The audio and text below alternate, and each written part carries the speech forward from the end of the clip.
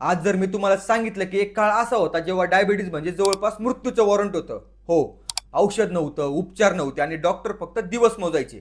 पण मग एका इंजेक्शनने इतिहास बदलला. कोणता इतिहास? लगेच सांगतो, कारण तुम्ही पाहतात बोल बच्चन बंट्या. हो, आज डायबिटीज झाल्यावर लोक वर्षानुवर्षे जगतात. पण 100 वर्षांपूर्वी विशेषतः टाईप 1 डायबिटीज झाला म्हणजे जगण्याची आशा संपायची. रुग्णाचं शरीर इन्सुलिन तयार करू शकत नव्हतं. त्यामुळे रक्तातील साखर धोकादायक पातळीवर वाढायची. माणूस खात राहायचा पण शरीर दिवसेंदिवस सुकत जायचं. अनेक मुले कोमात जायची आणि काही दिवसात त्यांचा मृत्यू व्हायचा. पण 1922 मध्ये कॅनडाचे डॉक्टर फ्रेडरिक बॅटिंग आणि त्यांचे सहकारी चार्ल्स बेस्ट यांनी पहिल्यांदा एका 14 वर्षाच्या मुलाला इन्सुलिनचं इंजेक्शन दिलं. काही तासातच त्याची प्रकृती सुधारू लागली आणि ज्यांना मृत्यू अटळ वाटत होता त्यांना नवजीवन मिळालं.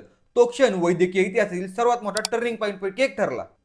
पण या गोष्टीतला सर्वात मोठा धक्का अजून बाकी आहे. या शोधाचं पेटंट त्यांनी फक्त $1 विकलं, कारण त्यांचं असं म्हणणं होतं की इन्सुलिन आमचं नाहीये, ते जगभरातील प्रत्येक डायबिटीसच्या रुग्णाचं आहे. आज जगभर कोट्यवधी लोकांचं आयुष्य इन्सुलिनमुळे सुरक्षित आहे आणि म्हणूनच या शोधामागची माणसं फक्त शास्त्रज्ञ नाहीत तर मानवतेचे खरे हिरो आहेत. अशाच थक्क करणाऱ्या आणि खऱ्या गोष्टींसाठी बोल बच्चन बंट्याला आत्ताच फॉलो करा आणि हो, यूट्यूब चॅनलला सबस्क्राईब करायला विसरू नका.